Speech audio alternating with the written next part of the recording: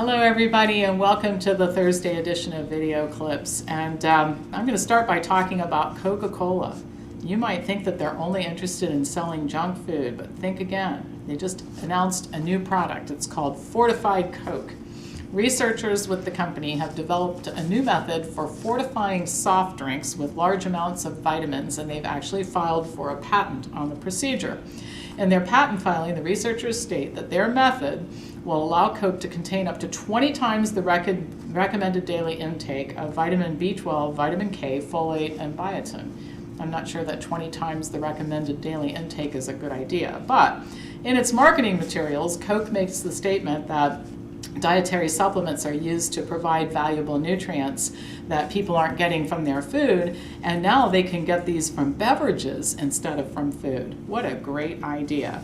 Now, I'm obviously not writing about this because I want to promote the sale of Fortified Coke, but because this insanity, and it is insanity in my opinion, is the result of the silly labeling laws we have in this country that allow people to make health claims about ridiculous foods that aren't healthy. Instead of helping consumers to make better choices, it just confuses them. And in addition to that, we end up employing tens of thousands of government workers who work for agencies like the USDA and the FTC and the whole alphabet soup of agencies who evaluate these claims, and attorneys who file lawsuits, and executives at these food companies that dream up these silly ideas. So I'm sure, and just looking ahead, I can tell you what's going to happen. There's going to be discussion about allowing fortified Coke into vending machines in schools because it's a great way for kids to improve their nutrient intake every day. I'm not kidding. You mark my words, it is going to happen. Now, in my book, Food Over Medicine, I propose that all of this end with some really simple labeling laws. If I could be president of the United States for a day, I would sign an executive order that would basically say, here's the way it's going to go.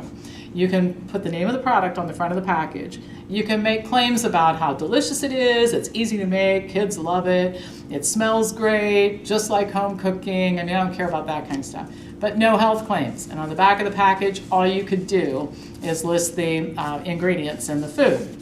Now, if we were to do this, first of all, the consumers may not know a whole lot about nutrition, even so, but they wouldn't be misled into thinking that Fortified Coke is a good product, for crying out loud. And the other advantage would be we could get rid of all those bureaucrats and attorneys and people that spend all their time on this silly issue.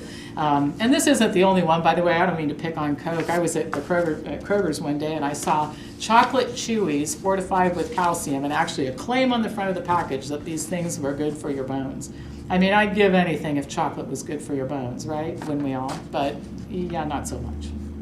All right, so while we're on the topic of ridiculous fortified foods with health claims, let's talk about one of the consequences of that, which is overweight and obese children. And I gotta tell you, every time I see an overweight or obese kid, it hurts my heart to see it. And I guess the reason is I remember being a kid and how cruel children can be. When I was a kid, kids would make fun of anybody who was different. If you were too tall, too short, if they didn't like your clothes, or just anything. And so obviously they'll pick on obese children, and kids do that. Some of the kids that I've seen are so overweight that they can't wear stylish clothing, and actually some of them have trouble walking. So it's easy to understand why a study a few years ago that was published in the Journal of the American Medical Association reported that obese children rate their quality of life as worse than children who are in the hospital getting chemotherapy for cancer. Now, how sad is that? Well, a new study shows that the situation's even getting worse because of cyberbullying. Researchers took 102 obese adolescents who were an average of 15 years old, and they were in a residential facility to be treated for their obesity. And they matched them with 102 normal weight teenagers of the same age. The study results could not have been more clear. Obese adolescents were 2.5 times more likely to be the subject of cyberbullying and 3 times more likely to report lower quality of life.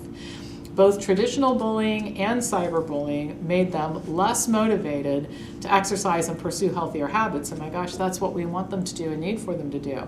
And here's the kicker. These kids were 5.6 times more likely to have suicidal ideation.